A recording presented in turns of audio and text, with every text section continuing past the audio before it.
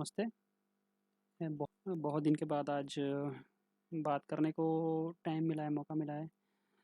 दोस्तों, अभी मैं आपके सामने आज मैं सिर्फ़ ये इस टॉपिक पर बात करूँगा, बायोटिक कंपोनेंट के बारे में। सिर्फ़ इसी एक टॉपिक पर मैं बात करूँगा। तो बायोटिक कंपोनेंट के बारे में बात करने से पहले मैं बात करता हूँ कि बहुत दिन हो गए मैं जैसे कि वो वीडियो बना नहीं हूँ। तो बहुत दिन से एक्चुअली मेरी प्रॉब्लम थी कुछ। तो वो वैसे लाइफ चलती जाती है। मैंने सोचा था कि ये कि यूट्यूब चैनल स्टार्ट करूँगा। मैंने बंद कर दिया। फिर चाहा कि यार देखा कि कुछ व्यू आ रहे हैं, बंदे देख रहे हैं। पहले मुझे लग रहा कि यार कोई दिखता नहीं होगा, क्योंकि ये जो पढ़ाई लिखाई की जो चीज़ें होती है, जितनी भी चीज़ें होती है ऑब्जेक्टिव चाहे, मुझे लग रहा है कि यार यूट्यूब पर सिर्फ फेक ही चीज़ चलती है। आप जानते हो कि सबसे ज़्यादा फेक ही जाती है, और रियलिटी जो होती है वो बताई नहीं जाती है, चाहे किसी भी चीज़ से लेकर के। आप एजुकेशन मामले में कुछ कर सकते हो।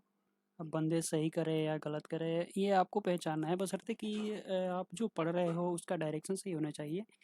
मैं सही पढ़ाऊँ या फिर कोई भी टीचर सही पढ़ाए, ये डिपेंड नहीं करता कि मैं अच्छा पढ़ा रहा हूँ, बुरा पढ़ा रहा हूँ, मैं अच्छा टीचर हूँ, बुरा टीचर हूँ। चाहे कोई भी टीचर अच्छा या बुरा नहीं होता, बशर्ते आपको टॉपिक कंप्लीट करनी है और अपने हिसाब से जो आपको समझ में बैठ जाए। जैसे कि आप कोई भी टीचर है, आपको टॉपिक क्लियर कर दे, तो ये आपके ज़्यादा चांसेस बनते हैं कि आप उस टॉपिक में बिल्कुल क्लियरिटी ले लिए।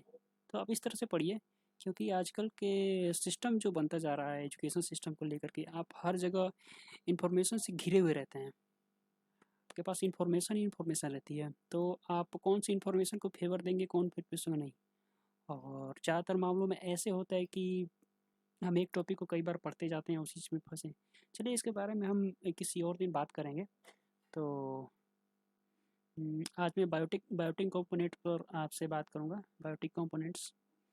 तो बायोटिक कंपोनेंट्स का मतलब आप समझ ही रहे हैं कि ये देखिए, यहाँ पे लिखा है plants, animals and microbes and classified according to their functional attribute in their producer and consumer.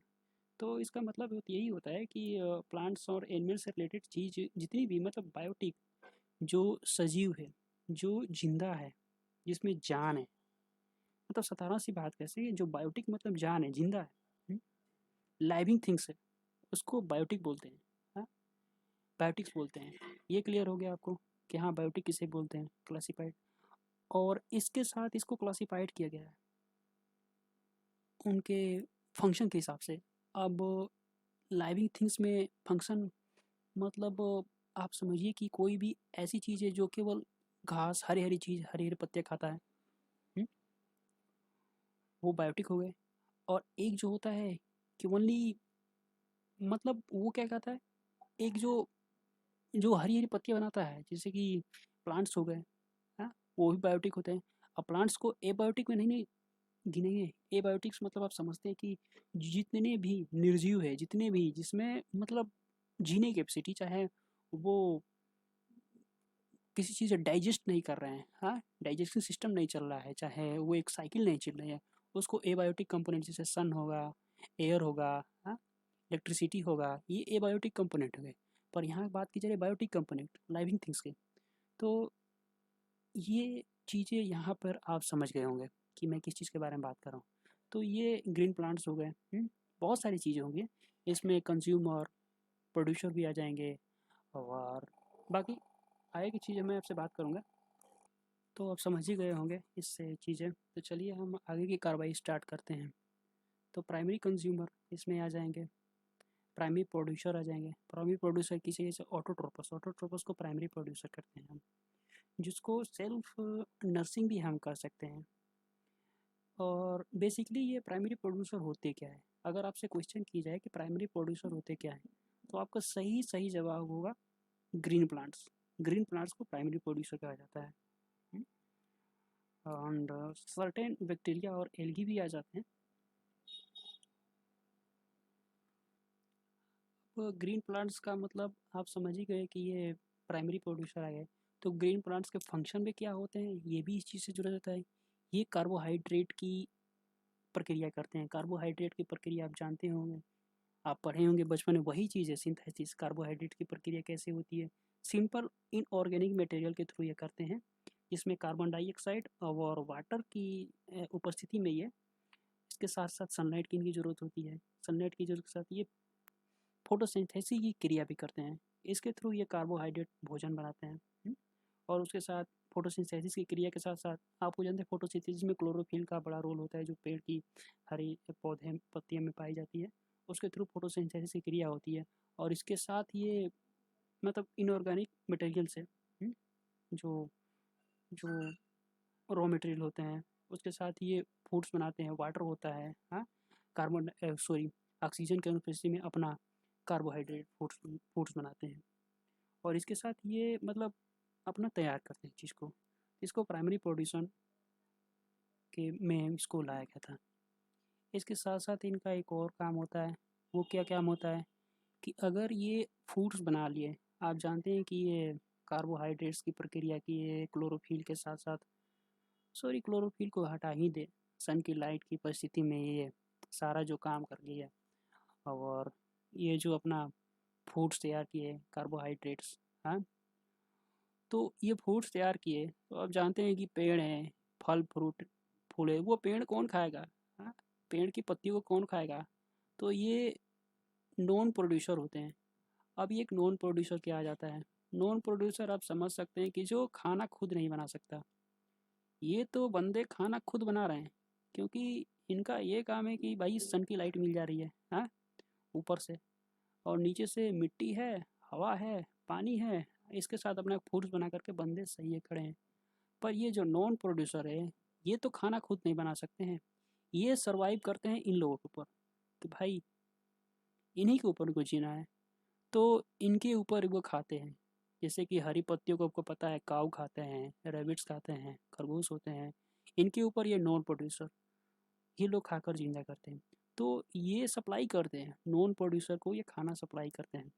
इसीलिए इनको भी ये कहा जा सकता है कि ये सप्लायर है नॉन प्रोड्यूसर को यहाँ पे। सिंपल सी बात है, इसमें कोई रॉकेट साइंस नहीं है बशर्ते। अब इसमें भी दो टाइप के आ जाएंगे। एक होते हैं टेरेस्ट्रियल इकोसिस्टम, एक होते एक्वाटिक इकोसिस्टम। यही प्राइमरी प्रोड्यूसर में ही बात की जा रही है, टेरेस्ट्रियल इकोसिस्टम और एक्वाटिक इकोसिस्टम में। तो टेरेस्ट्रियल में आप समझ सकते हैं कि ज़मीन के ऊपर, टेरेस्ट्रियल का मतलब होता है धरती, धरती के ऊपर घास, पेड़ पौधे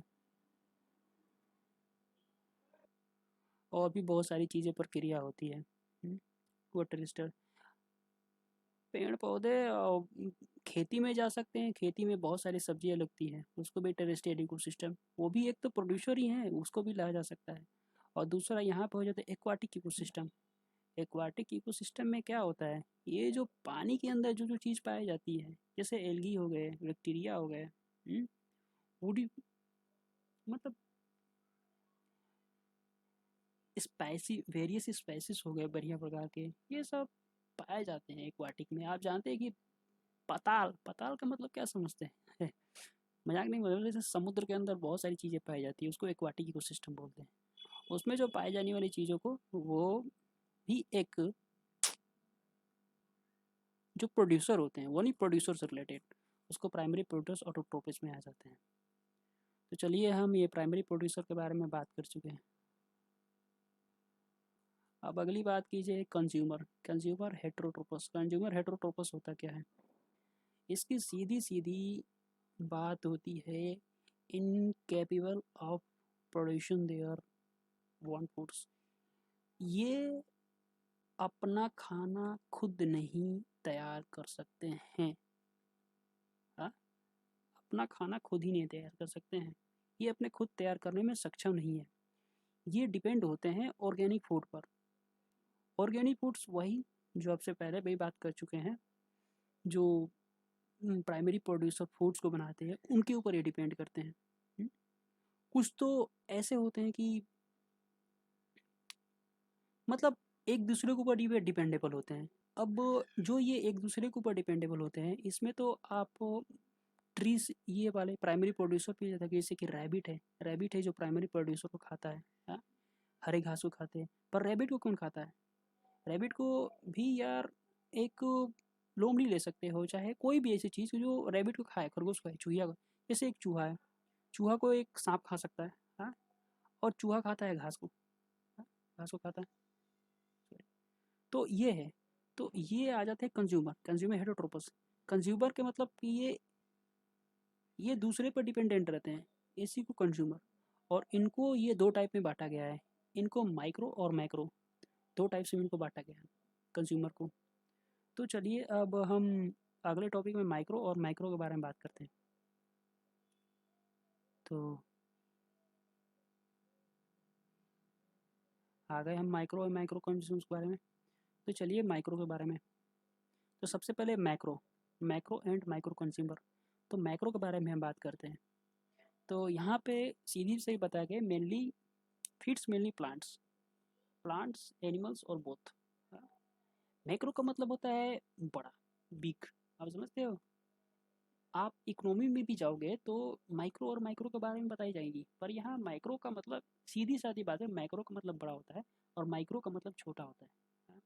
तो जितने भी बड़े चीज़ से रिलेटेड है, जैसे कि माइक्रो, माइक्रो में प्लांट्स भी आ जाएंगे, मेनली ओनली प्लांट्स, वो नहीं आएंगे प्लांट्स, जैसे कि जो जानवर, जो जीव जो प्लांट्स के ऊपर डिपेंड है वो आएंगे मैक्रो, मैक्रो कंज्यूमर्स में, कंज्यूमर्स में।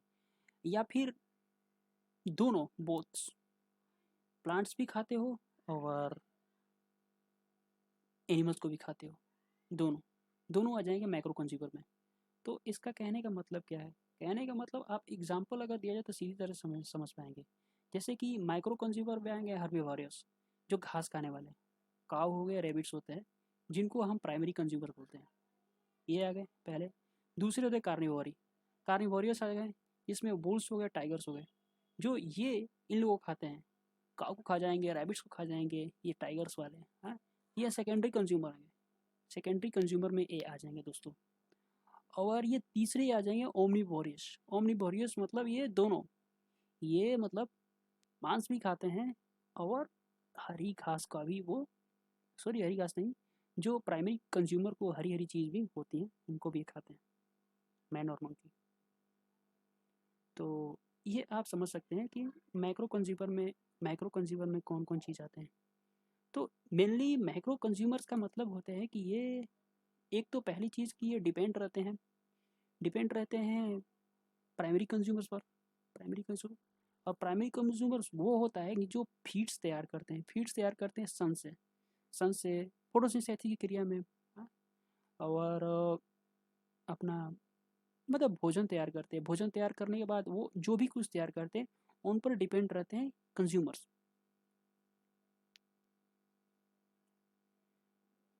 कंज्यूमर्स आपको मैं अच्छी तरीके से यहाँ पे समझा देता, जैसे कि एक होते हैं प्रोड्यूसर्स होते हैं, सॉरी मैं थोड़ा सा यहाँ बता रहा हूँ आपसे। एक होते हैं प्रोड्यूसर्स और दूसरे होते हैं कंज्यूमर्स। तो जो प्रोड्यूसर्स होते हैं वही ग्रीन प्लांट्स होते हैं, उसको प्रोड्यूसर बोलते हैं। और कंज्यूमर्स होते हैं जो ग्रीन प्लांट्स को खाते हैं, उनको कंज्यूमर्स बोलते हैं। लेकिन कंज्यूमर्स में भी एक आते हैं प्राइमरी कंज्यूमर्स, प्राइमरी कंज्यूमर्स, जो प्राइमरी कंज्यूमर्स होते हैं वो होते हैं, देखिए आपको प्राइमरी कंज्यूमर्स यहाँ पे मैंने बता रखा है, वो होते हैं ग्रीन प्लांट्स। चलिए यही बता गए, प्राइमरी ग्रीन प्लांट्स होते हैं। और सेकेंडरी कंज्यूमर्स, देखो ये जो होते हैं, sorry sorry, primary green green plants नहीं होते हैं, मैंने गलत बताते हैं, ये काऊ और रैबिट्स होते हैं जो प्राइमरी कंज्यूमर्स होते हैं, जो ग्रीन प्लांट्स में जिंदा होते हैं। और सेकेंडरी कंज्यूमर्स में भी होते हैं ये बुल्स और टाइगर्स, बुल्स और टाइगर्स होते हैं सेकेंडरी कंज्यूमर्स। और यहाँ पे मैंने बता दिया मैंस और मैंकी दोनों, ये दोनों पर डिपेंड रहते हैं। तो ये आपका मेरा मानना है कि इतना क्लियर हो गया होगा आपको माइक्रो कंज्यूमर्स के। अब चलिए हम बात करते हैं माइक्रो कंज्यूमर्स।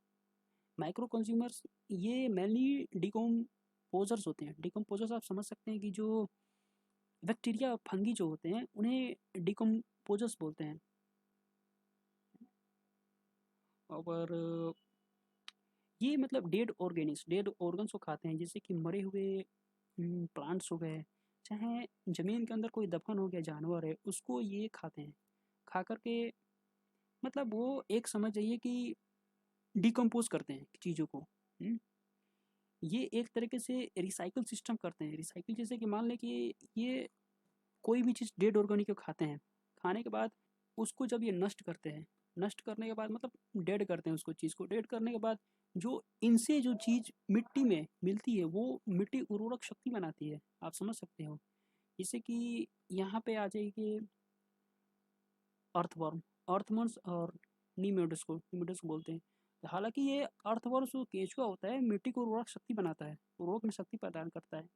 वैसे ही ये भी होते हैं, ये भी मिट्टी में चाहे ये रिसाइकल की क्रिया को भी वो लोग कह सकते हैं, हाँ, रिसाइकल के बढ़िया से।